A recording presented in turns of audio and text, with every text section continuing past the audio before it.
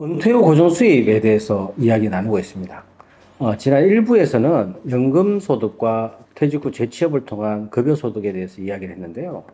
이번에는 거의 한 20%가 은퇴 후 고정수입을 맞다고 얘기한 부동산 소득입니다.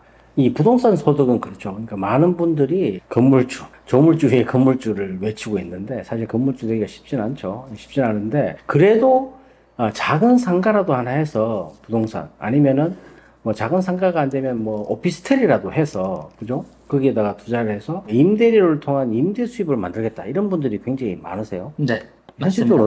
현실적으로는 그게 어떨까요? 그러니까 뭐 지역에 따라 다릅니다만 지금 말씀하셨듯이 1억 5천에서 2억 정도에서 오피스텔을 하나 사면 뭐 보증금 500에서 1000 정도 받고 한 40에서 50 정도, 아주 운이 좋으면 50 이상 이제 월세가 나오는 것은 사실입니다만, 이제 공실이 생긴다든가 특히 상가 같은 경우는 이제 경기를 많이 타게 되니까 이제 그런 어려움이 있고, 저희들이 이제 통계자료 보면 아무래도 은퇴 후에 자산을 저희가 스트럭처링 할 때 대한민국 같은 경우는 조금 과도하게 한 3분의 2 정도가 이제 부동산 소득을 갖고 있는 경우가 많죠. 대부분 이제 자가의 집인 경우인데, 이제 거기서 부동산이 많이 뛰면서 조금 뭐랄까 경제적인 혜택을 본 분들이 역시 대한민국에서는 부동산으로 어떤 수익을 얻는 것이 가장 안정적이지 않을까. 그리고 나중에 이 수익이 줄어든다 하더라도 아이에게 이 오피스텔을 넘겨주면 되니까 이렇게 해결할 수 있다라고 많이들 생각하시는 것 같습니다. 그러니까 이 부동산은 현실적인 거를 말씀드리면 기본적으로 오피스텔이 가장 많죠. 많은데 이게 사실 오피스텔을 갖고 있는 뭐 몇 채 갖고 있는 분들도 이제 제가 주변에 이렇게 보면은 가장 큰 어려움이 이 제대로 된 정상적인 월세를 내는 임차인을 만나기가 쉽지 않다는 겁니다. 그래서 그 오피스텔은 사실 이제 부동산에 대한 투자 가치, 그러니까 나중에 매매를 통한 투자 수익을 얻기는 상당히 힘든 부분이거든요. 그러면은 내가 오피스텔을 가지고 있을 때 거기에서 나오는 이제 임대 수입을 가지고 노후를 위한 투자 소득을 만들겠다고 하지만 현실적으로 부동산은 결국은 자리입니다. 자리가 좋아야 이제 그 정도로 나오지만 또 제대로 된 임차인을 만나는 거. 이것도 사실 이제 굉장히 큰 부담이기도 하고 또 아까 얘기했던 공실률. 공실이 발생한 상태에서는 또 뭐 관리비를 계속 내야 되는 그런 형국도 생기는 거거든요. 그러니까 부동산을 투자한다고 해서 내가 거기에서 따박따박 나의 소득이 생긴다가 아니라 부동산을 내가 가지고 있으면 그걸 통해서 내가 또 소득을 만들려면 그만큼의 또 내가 에너지를 쏟아야 되는 게 사실 현실입니다. 그랬을 때 그냥 작은 상가라도 내가 가지려면 기본적으로 5억 이상, 뭐 10억 이상 있어야 되지 않나요? 그렇죠. 그것도 서울이 아닌 한에서 아마 그 정도 필요할 겁니다. 그러니까 지금 그 서울과 인접해 있는 수도권이라고 했을 때는 최소 5억 이상은 있어야 되죠. 그것도 1층 잡기는 좀 힘들 거고 한 2층 정도? 네, 그 정도 잡을 수 있을 겁니다. 네. 그래서 이 부동산 임대소득을 이제 가지는 거는 너무 이제 좋은 거지만 사실 직장 생활을 해서 또 다른 뭐 재테크를 통해서 잘 하시는 분들은 잘 하시겠지만 우리 평균적인 우리 삶을, 퇴직자들의 삶을 봤을 때 이 부동산 소득을 만드는 거는 이제 원이긴 하지만 현실적으로는 좀 어렵지 않겠나. 계획은 근데 뭐 누구나 세울 수 있죠. 그런데 지금 말씀하셨듯이 이제 너무 위험한 요인들이 많다 보니까 저희가 이제 과감하게 말씀드리진 못하겠습니다만, 이게 이제 부동산 임대 수익이라고 했을 때는 뭐 오피스텔이나 상가나 이렇게 뭐 요즘 또 지식산업센터, 지산도 많이 있고 뭐 생각해 보실 수 있는데, 또 하나는 내가 살고 있는 집을 전세를 주고 아무래도 좀 비교적 규모가 있을 테니까, 그리고 본인이 조금 집을 옮겨서 월세나 전세를 살면서 이제 그 집을 세를 줘서 얻을 수 있는, 그러면 이제 1가구 1주택을 유지하면서 여러 가지가 얻을 수 있고, 부동산이 계속해서 이렇게 상승장으로 간다라고 믿거나 나는 그럴 거다라고 생각하시는 분들은 뭐 1가구 2주택 문제가 조금 뭐 세금 문제가 있을 수 있겠습니다만 잘 생각하셔서 뭐 이제 자산 소득으로 조금 뭐런가 준비를 하셔도 되고. 그러니까 제가 여기서 말씀드리고 싶은 것은 부동산에 대해서 너무 적대시하거나 악마화하실 필요도 없고, 또 부동산에 대해서 과도하게 신화하거나 불패다라고 믿으실 필요도 없는 것 같아요. 그런데 한 가지 확실한 것은 무엇을 하든지 나의 선택에 대한 책임은 내가 져야 되는 거고, 거기에 대한 리스크가 없는 선택은 없습니다. 자산에 대해서는 늘 계란도 여러 가지 바구니에 담듯이 이제 포트폴리오를 잘 해야 되는데 사실 부동산 소득에 대한 부분은 이제 적은 금액으로 하기에는 어렵다. 그래서 적은 금액으로 많은 사람들이 부동산 투자해서 월 얼마를 번다. 이런 이야기들을 들으면 귀가 솔깃하거든요. 근데 사실 이 부동산 투자라는 게 굉장히 장기적으로, 물론 뭐 주식 투자도 마찬가지겠지만 장기적으로 보고 가야 되는데, 사실 우리 많은 분들은 어떻게 하면 좀 편하게 쉽게 돈을 벌까를 생각하기 때문에 이 부동산에다 짧게 투자해서 금방 또 매매해서 또 매매 차익을 얻고 이런 구조를 생각하는데, 그런 건 없습니다. 세상 천지 그런 건 없어요. 그러니까 물론 있다고 이야기하는 사람도 있지만은, 그거는 내가 볼 때는 아주 그냥 극소수의 확률을 가지고 전체를 이렇게 평가하기는 어렵다, 이렇게 보거든요.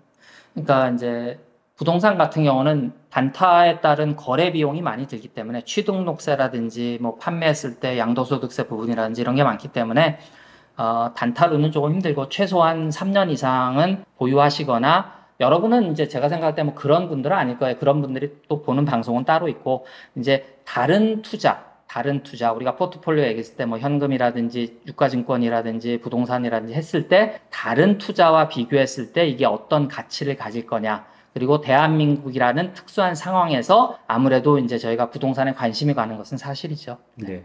그 네 번째 은퇴 후 고정 수입은요, 많은 분들이 주식 투자나 펀드에 투자하는 게 맞다, 이렇게 이야기하시는 분들이 네 번째였는데요. 사실 주식 투자는 정말 많은 분들이 주식 투자를 하고 계세요. 직장인들, 특히 직장인들의 대부분은 주식 투자, 코인 투자를 하는 게 현실인데요.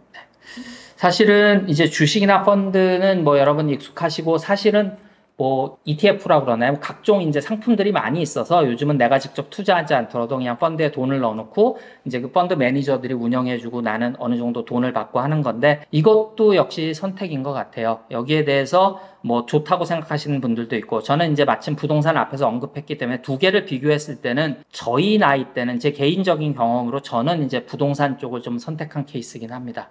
이제 왜냐하면 주식은 이렇게 들여다보고 있으면 계속 여기에 눈길이 가요. 시시각각 변하다 보니까. 근데 부동산은 아무래도 사놓고 나면 뭐 사실 내려가면 속쓰리죠. 하지만 내가 그렇다고 해서 그거 당장 팔 거 아니거든요. 그냥 두고 볼 거기 때문에. 그리고 어차피 이제 주식은 잘 되면 좋지만 뭐 몇백 프로, 몇천 프로 나는 경우도 있지만 망하면 사실은 거의 휴지 조각 같이 되는 거 아니겠어요? 근데 이 상가라든지 오피스텔은 그게 남잖아요. 그럼 내가 정 망하게 되면 뭐 그런 일이 발생하면 안 되겠습니다. 내가 오피스텔 들어가서 살면 되는 거고, 뭐 이렇게 생각하면 조금 정신건강적인 면에서 조금은 저희 나이 든 세대가 투자하기엔 조금 편한 면은 있다, 이렇게 말씀드리고 싶습니다. 부동산 투자나 주식 투자는 기본적인 원칙을 가지고 가시는 게 좋을 것 같아요. 빚내서 하지 말고 내가 갖고 있는 여유자산으로 투자를 할 때 거기에서 발생하는 투자 수익률 내지는 임대 수입, 이런 것들을 이제 생각해 볼 수 있는데요.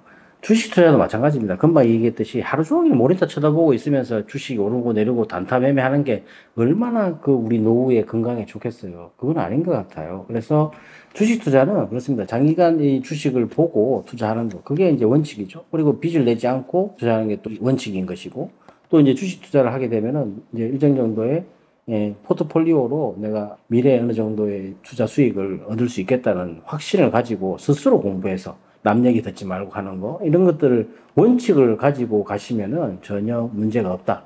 오히려 주식 투자가 새로운 우리 고정 수입으로 만들 수 있는 중요한 또 하나의 포인트가 될 수 있는 거기 때문에 그런 원칙들만 가지고 가시면 좋을 것 같아요. 다섯 번째는요, 결국은 이제 사업입니다. 사업을 통한 내가 수입. 이렇게 대답하신 분들이 한 10% 정도 되는데요. 이게 결국은 이 사업이라는 게 가장 이제 두렵죠. 하기도 좀 어렵고 하지만, 그래도 50대 분들이 은퇴 후 고정 수입을 만드는데 이 사업을 통해서 해야 되지 않을까 하는 분들이 이제 10% 정도 있었습니다. 과연 이 사업을 통해서 고정 수입을 만들 수 있을까요? 돈만 생각한다 그러면 조금 리스키한 선택일 수 있죠. 그런데 저는 뭐 사업을 하라고 말씀드리는 건 아닙니다. 그런데 저희가 돈만 갖고 살 수 있는 것도 아니고 뭐 이상만 갖고 살 수 있는 것도 아니고, 저희가 어쨌든 지금 말씀드리는 거는 40이 됐던 50이 됐던 60이 됐던 어느 정도의 직장 생활도 하고 열심히 일도 했고 그 이후에 노년을 생각하는 거잖아요. 그러니까 돈도 얼마 들어오면 좋지만 플러스 그동안 여러분이 직장 생활하면서 혹시 못하셨던 것, 해보고 싶으셨던 것이 있다고 하면 내가 많은 돈을 아이에게 물려주는 거, 써야 되는 것도 있지만 혹시 조금이라도 여유 자금이 있다고 하시면 내가 이걸 가지고 이렇게 좀 재밌게 한번 써보면 어떨까라는 마음이 있으신 분들은 한번 선택해 보실 수 있을 것 같아요. 그렇다 그래서 돈을 까먹으란 얘기가 아니라 그냥 돈만 되면 내 인건비가 조금 까이더라도 어차피 내가 그 비용 들잖아요. 어디 가서 소일해야 되잖아요. 근데 아무 일도 없이 파고다 공원에 나간다, 종묘에 나간다, 이렇게 우리 인생을 보내고 싶지는 않지 않습니까? 저희 선배 세대님들도 얼마나 열심히 노력하셨어요. 그런데 또 노후를 우리는 또 80세대, 지금 80, 인생 80이지, 저희가 60 이렇게 넘어갔을 때는 100세 세대란 말입니다. 그렇다 그러면 제가 아무리 저희가 재취업을 한다고 해도 재취업이 경제적으로는 좋은 선택이지만 재취업도 언젠간 나와야 되지 않겠습니까? 그 이후의 인생까지 생각했을 때는 방송을 보시는 분 중에 가능하시다면 내가 한번 해보고 싶은 게 있었어. 그 다음에 난 이건 할 수 있을 것 같아 하시는 분들은 조금 돈을 투자해서 해보시는 것도 어차피 돈 우리가 갖고 갈 거 아니잖아요. 그러니까 이거는 여러분이 마음 먹기에 따른 선택일 수 있다. 이렇게 생각합니다. 사실 창업은 60세 이후에는 하지 마세요. 그 60세 이후에는 제가 말씀드렸죠. 65세의 평균 소득은, 그러니까 이제 나름대로 희망하는 소득은 300만 원입니다. 300만 원 좀 부족할 수 있어요. 그러니까 300에서 500만 원 정도를 버는 건데, 거기에서 내가 갖고 있는 재산을 투자를 해서 창업을 한다? 이거 아닌 것 같아요. 또 많은 분들이 선호하는 프랜차이즈 창업. 물론 프랜차이즈 창업하면 어떻게 보면 쉽게 보이죠. 예, 쉽게 보이 다 시스템이 갖춰져 있으니까 데워서 팔고 이렇게 해서 팔면 되겠지. 하지만 사실은 이 외식업 창업은요, 60 넘어서 하는 게 아니에요. 또 50 넘어서도 아닌데 하시는 분들이 많은데, 어쨌든 창업은 본인의 모든 에너지를 갈아 넣어야 됩니다. 갈아 넣어야 할 수 있는 건데, 60세에서 65세 그 소득 공백기 때를 위한 창업은 절대 안 하시는 게 좋을 것 같고, 내가 내 스스로 몸을 움직여서 1인 창업이라는 이름으로 그렇게 해서 내가 개인 사업자 내고 내가 몸을 움직여서 땀을 흘려서 할 수 있는 사업들이 있다면 충분히 가능하죠. 근데 나머지 창업들은 하지 마세요. 안 하는 게 좋아요. 생각도 하지 말고 그 근처도 가지 마요. 그 근처도 가지 말고 쳐다보지도 말고, 말하면 그냥 귀를 닫아버려요. 그렇게 하시는 게 낫지 창업은 아닌 것 같아요. 그래서 굳이 창업을 하시겠다면 어렸을 때, 조금 힘들더라도 어렸을 때 하시는 게 훨씬 더 미래 비전에 있다. 우리는 그렇잖아요. 65세 이후에, 특히 60세에서 65세에 발생하는 소득 공백기 때, 그리고 65세 이후에 최소 300 이상 벌자, 이거잖아요. 이거에 대한 목표의식을 딱 가지고 내 자산이나 내 어떤 급여나 내 소득을 잘 설계를 하신다면 65세 이후에 내가 300만 원 이상을 만들어 보자. 그 내가 갖고 있는 주택, 내가 갖고 있는 퇴직연금, 내가 갖고 있는 국민연금, 그죠? 내가 활동해서 버는 월 급여, 이런 것들 합해서, 그럼 내가 65세 이후에 이렇게 저렇게 해서 한번 해서 300에서 한 500만 원, 많게는 한 500만 원 이상도 한번 만들어 보겠다. 제하는 분도 지금 67세세요. 67세인데 은행 지점장으로 퇴직해서 그분은 좀 더 일찍 국민연금을 수령했는데, 아내분이 임의가입 제도를 해서 두 분이 합쳐서 280만 원, 250만 원, 아내분 30만 원 해서 280만 원을 딱 설계하니까 65세 이후에 280만 원 받았죠. 62세부터인지 그때부터 280만 원이 나오죠. 그리고 이분이 또 지금 일을 하시니까 월 소득 한 300만 원. 그러니까 합치니까 한 570만 원이 이제 계속해서 이제 따박따박 나오는 거예요. 굉장히 고소득자죠. 자녀 둘이 있는데 둘은 이미 다 출가를 하고 이제 기업체에 또 재직 중이기 때문에 각자 또 생활하기 때문에 추가로 돈이 들어가는 게 없다는 겁니다. 이런 것처럼 우리가 큰 욕심을 낼 필요가 없다는 거예요. 큰 욕심을 내는 순간에 또 이게 큰 나락을 경험하실 텐데, 큰 욕심 내지 말고 65세 이후에 일정 정도의 소득을 내가 한번 만들어 보자, 이런 컨셉으로 접근하는 게 훨씬 낫지 않을까요? 네, 그래서 지금 말씀하실 때 저희가 여러 가지 조금 다양한 수입원들을 말씀드렸잖아요. 그러니까 아무래도 주된 직장에서 나오고 나서는 수입원을 좀 다변화할 수 있는 게 좋겠다라는 게 좀 하나의 결론일 수 있을 것 같고, 다변화할 때 조금 창의적으로 여러 가지를 생각해 보면서 이것을 다양화시키면서 한쪽에서 조금 수입원에 문제가 생기더라도 다른 수입원에서 얻어낼 수 있고, 그리고 돈이라고 하는 건 늘 필요한 것 같아요. 늘 필요한 거, 쓰면 쓸 만큼 필요하고, 그러니까 결국은 많이 버는 것도 목표가 될 수 있겠습니다만, 내가 배우자라든지 자녀라든지 어떻게 리스크들을 좀 줄여가느냐, 나의 리스크, 나의 건강을 포함해서 이런 것들이 돈을 버는 것 이상으로 중요하지 않을까 싶습니다. 네. 마지막으로 기타 의견이 좀 있었는데요. 이것도 좀 여러분들 이제 들어보시면은 좀 솔깃할 텐데, 사실 이게 마지막 기타 의견 중에 한 가지는 그겁니다.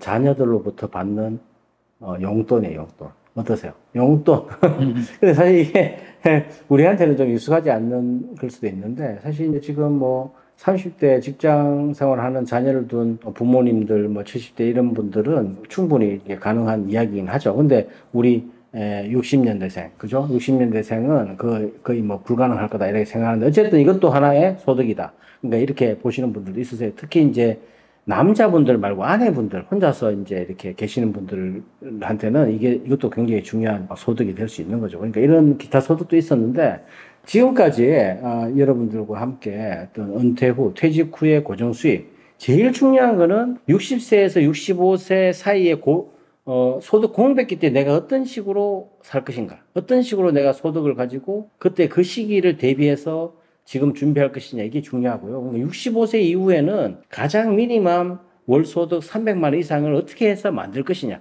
요것만 생각하시면 돼요. 내가 큰 욕심을 부릴 필요도 없고 그 시기를 어떻게 내가 잘 50대부터 40대부터 잘 설계를 해서 그 시기 이후를 준비해서 내가 인생 후반을 만들어 갈 것이냐 이게 가장 중요한 것 같습니다. 네, 그래서 저기에 맞춰서 나의 주변 환경과 소득원과 비용 같은 것들을 조금 재조정하는 그런 시기를 조금 거치시면 가능할 것 같습니다. 지금까지 은퇴 후에 어떻게 고정 수입 만들 것인가 총 뭐 한 5가지에서 6가지 한번 설명을 드렸는데 어떻게 공감이 가시나요? 또 물론 뭐 우리가 뭐 부동산 전문가, 연금 전문가도 아닌데 계략적인 팩트 중심으로 이제 설명을 드렸고 주식 투자도 부동산 투자 다 뭐 전문가들이 다 계세요. 그런 분들이 또 추가적으로 또 설명을 들으시면 좋겠지만은 지금 어쨌든 은퇴 후 고정 수입 우리가 목표의식을 가지고 차근차근 준비해 나간다면 충분히 우리가 커버하고 또 충분히 우리가 또 준비할 수 있다 이렇게 설명을 드리면서 오늘의 실행력이 답이다. 오늘 여기까지 하겠습니다. 수고하셨습니다. 수고하셨습니다.